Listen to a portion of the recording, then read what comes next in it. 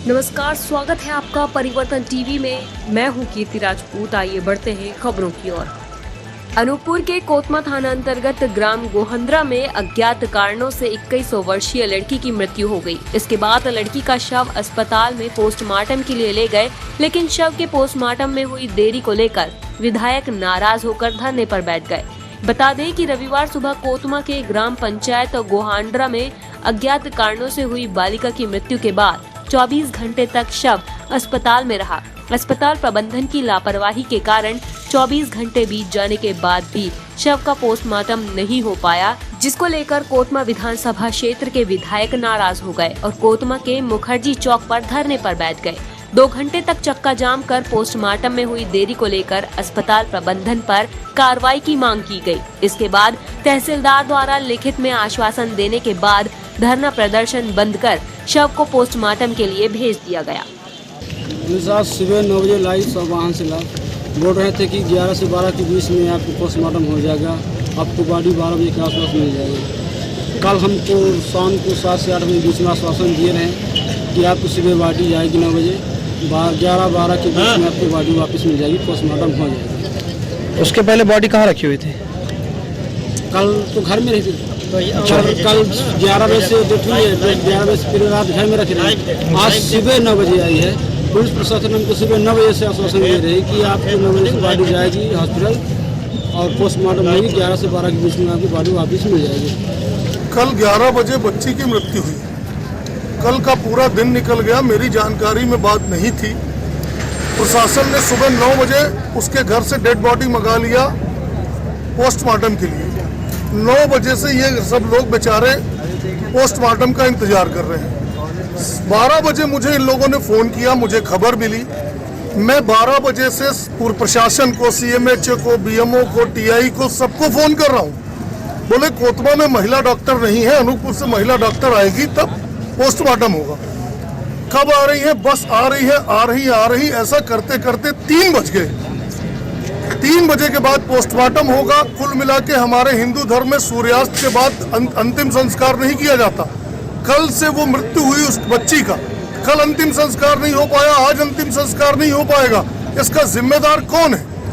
इसके लिए हम लोग यहाँ पर बैठे हैं कि इस तरह की अमानवीय हरकत, जिसके घर की 24 साल की लड़की है, आज के इस युग में अगर 36 घंटे पोस्टमार्टम के लिए इंतजार करना पड़े तो दुर्भाग्य है। इस देश का दुर्भाग्य है।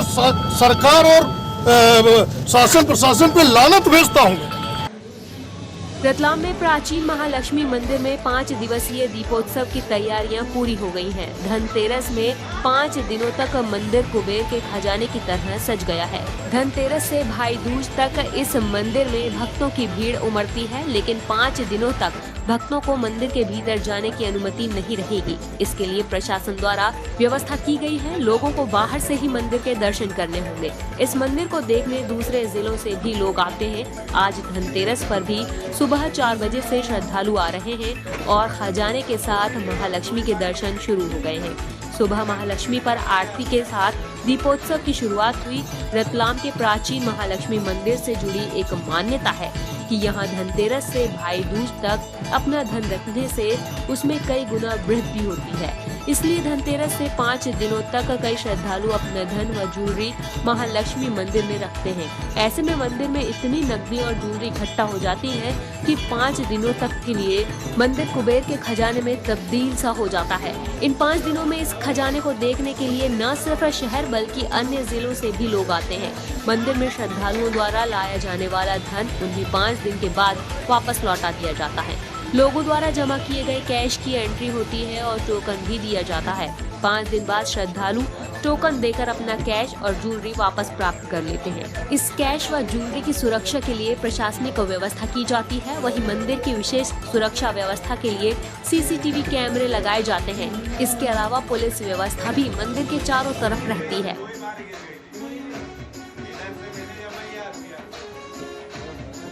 यहाँ पे बहुत बड़ी आस्था और सभी का मनोकामना पूर्ण होती है। यही लक्ष्मी जी के मंदिर की खासियत है। यहाँ पे बाहर से विदेश से काफी पैसा आता है और सब कुछ अच्छा लगता है यहाँ पे। और हम हमारे परिवार से सब पूरा परिवार और सभी को लेके यहाँ पर आते हैं दर्शन के लिए। मान्यता क्या है कि यहाँ पे धन रखने से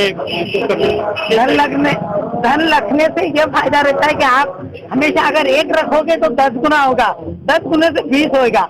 मैं खुद रखने आती हूँ तो मुझे बड़ी आस्था है।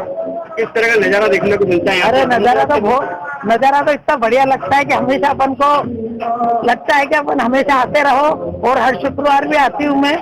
और ये मेरी कामना है कि मैं सभी के साथ और सभी के लिए दुआ करूं कि भगवान सभी को अच्छा रखे और मातेश्वरी सबकी मनोकामना पूर्ण करे। आज धनतेरस पर्व के साथ ही पूरे प्रदेश भर में, देश भर में दीपावली की शुरुआत हो चुकी है।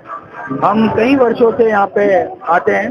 सुबह ब्रह्म मुहूर्त में जो पहला मुहूर्त होता है 4 बजे 5 बजे, और यहाँ पूरे देश भर से कई प्रदेशों से लोग आते हैं। आस्था का सैलाब है उनके साथ। और रतलाम शहर की सभी जनता की आस्था है यहाँ पे कि अपने घर से नोट लेके, जेवरात लेके, सोने चांदी लेके यहाँ चलाते हैं और उनकी आस्था इससे जुड़ी हुई है।